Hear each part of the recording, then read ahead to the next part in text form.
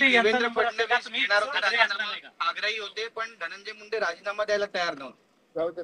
आता मला असं वाटतं तो राजीनामा झालाय, फक्त राजीनामा नेमका काय कारणाने दिला गेलेला आहे ह्याचंही उत्तर आलं पाहिजे. आणि आता तुम्ही जो प्रश्न विचारला की ह्या सगळ्या गोष्टी नेमक्या अधिवेशन काळामध्येच बाहेर कशा आल्या आणि 2-1 महिने जर त्या होत्या तर बाहेर का आल्या नव्हत्या, आणि जर बाहेर आलेल्या होत्या किंवा यांच्यापर्यंत पोहोचल्या असतील तर त्याच वेळेला यांचा राजीनामा का घेतला गेला नाही, हे या अनुषंगाने निर्माण झालेले प्रश्न आहेत.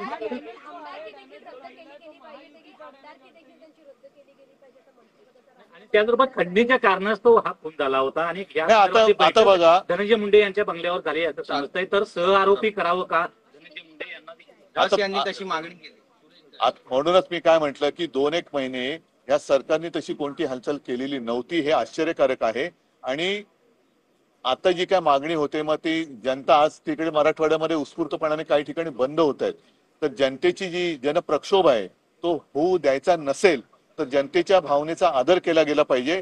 आणि नुसता राजीनामा नाही, आणि केवळ एकाच नाही तर बाकी सुद्धा ज्या ज्या काही गोष्टी आता कानावर येत आहेत आणि घडतात आणि तुमच्याच माध्यमातून जनतेसमोर येत आहेत, सरकारने त्याही बाबतीमध्ये हालचाल केली पाहिजे. कारण आता हे सरकार खूप मजबूत आहे.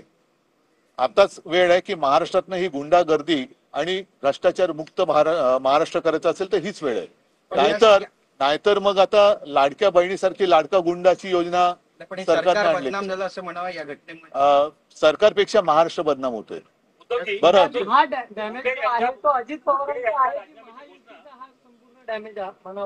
या प्रकरणानंतर या एकूण जी बदनामी होते ती सरकारची होते, पण त्याच बरोबरीने महाराष्ट्राची बदनामी होते आहे. आणि महाराष्ट्राची बदनामी कोणत्या परिस्थितीत होता कामा नये हे महाराष्ट्रातल्या प्रत्येक नागरिकाचं मत आहे. महाराष्ट्र के हालात उत्तर प्रदेश या बिहार जैसे हो गए,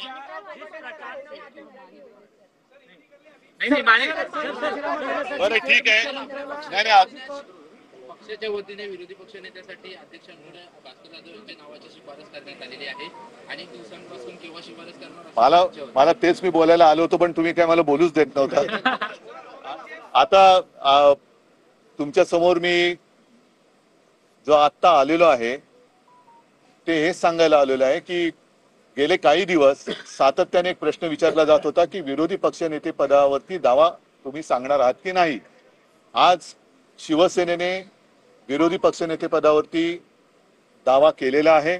आणि साहजिकच आहे, काँग्रेस असो राष्ट्रवादी असो, महाविकास आघाडी म्हणून या पुढची वाटचाल जी आहे ती आम्ही एकत्र करणार आहोत.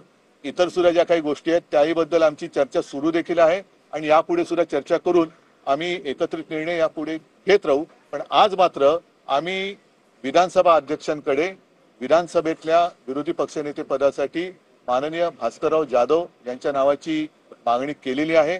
आणि आम्हाला खात्री आहे की लोकशाही मूल्यांचं पालन करून लवकरात लवकर याचा निर्णय होईल. आणि येत्या बजेटपूर्वी, कारण बजेटमध्ये विरोधी पक्षनेते पद किंवा विरोधी पक्षनेता असायला पाहिजे जो जनतेच्या वतीने काही बोलू शकेल.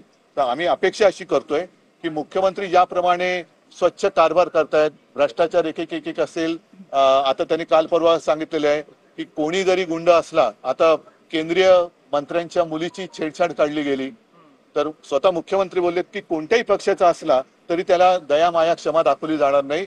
तर त्याच पद्धतीने त्याच नीतीला जागून याही बाबतीमध्ये लवकरात लवकर निर्णय होईल अशी आम्हाला